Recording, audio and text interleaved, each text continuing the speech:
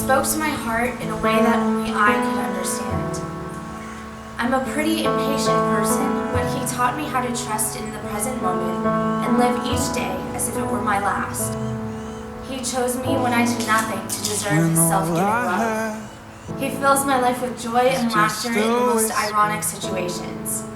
You breathe in me anew. Now I want to lay down my life every day and follow him. I want to answer his call. After graduating from the University of Florida, I will be entering with the Mercedarian Sisters of the Blessed Sacrament. The joy of my first love. So Tanya, why are you doing this? Why am I becoming a sister? Yes. Because God has just completely won over my heart and He's called me to do this. Would you like to know how? Yeah. Back in November, I was going to 5:30 Mass, which is a Mass I don't normally go to, and I was kneeling before Jesus, and I was just praying, thanking Him for the day and all these different things, and all of a sudden, religious life pops back into my head. Now, for the past 4 years, I have thought about religious life, but Jesus really taught me to be in the present moment and to see Him in each and every day and not focus on the future. So when I was kneeling there praying and religious life popped back into my head, I was like, no, God, like I'm not doing this again. I'm tired of praying about this. I am going to Colorado. I'm going to go work with Catholic News Agency because I had a wonderful internship with them the summer before, and I like firmly told God what I was going to do with my life. And I said, and besides, none of the sisters have even contacted me. And I said this because I had been in communication with a couple different orders, and none of them had reached out to me in a while. So I get home that night, and I look at my phone for some odd reason, and I see I have a missed voicemail. And I was like, why do I have a missed voicemail? Nobody called me. I opened up my phone and I saw it was from Sister Jeanette. Now, Sister Jeanette is the vocations director for the Mercedarian Sisters of the Blessed Sacrament.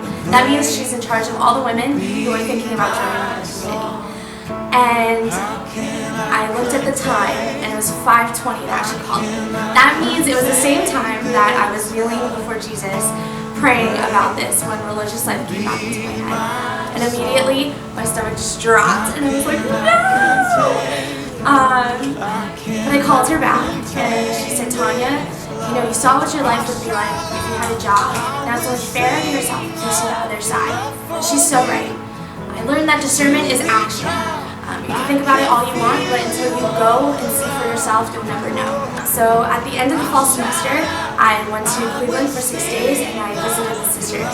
And I saw what their life was actually like, and they are just so beautiful and so full of joy, and they're normal. They're not some like weird, abnormal creatures, they're just women striving for holiness together, and they play pranks on each other, and it was just so beautiful, and it felt like home and where God was calling me to be.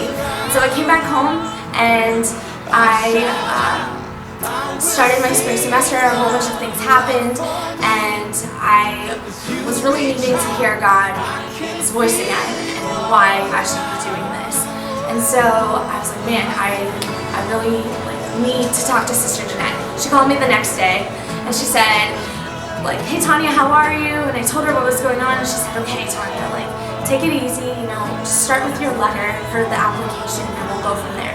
And she goes, but do it in front of Jesus. And I was like, duh. So that day, that afternoon, I went to adoration. We call it Holy Hour, where we adore Jesus in the Blessed Sacrament, because as Catholics we believe that the bread is consecrated and truly becomes the body and blood of Jesus. And so I was praying, and I had my journal, and I started writing my letter, and I dramatically crossed it out, and I put my journal down, and I was like, God, I don't even know what to say. I don't even know if this is what you want me to do. Meanwhile, there was a little baby and her mom playing in the main aisle of the church, and I looked up at Jesus, and I said, if this is what you want me to do, if you want me to write this letter to the Mercedarians, then that little baby needs to come up to my pew. And then I realized what I said, and I was like, no, Jesus, it's okay. You don't have to do this. I'm not going to test you again. I've tested you enough. And not even 2 seconds later, that little baby was crawling up to my pew, and she just looked at me like this. And internally, I was like, I can't argue with this. I could not argue with God anymore. this is what he was calling me to do, and all I can do was give him my yes. I know what you're thinking. What? Why? You have your whole life ahead of you. You're so young. What about all your gifts and talents? It's okay. I asked those questions too, but God answered them. You see, the past 4 years, I've done a lot. Coming to the University of Florida, studying telecommunications, getting into religion reporting, all these things that I've done was never a part of my plan. I learned that God doesn't need me to do anything for him. He's God. It's not by what I do, but by who I'm called to be, that I can be with him in heaven one day. And he's calling me to be his. So what's next? So what's next? I will be going to Cleveland at the end of July to start my formation with the Mercenarians. And from there, it will just be a continued process of discernment. And I would love, please, please, please, if you could pray for me throughout this process and know that I will be praying for all of you. And I cannot wait for this incredible journey because I know God is just going to do amazing things.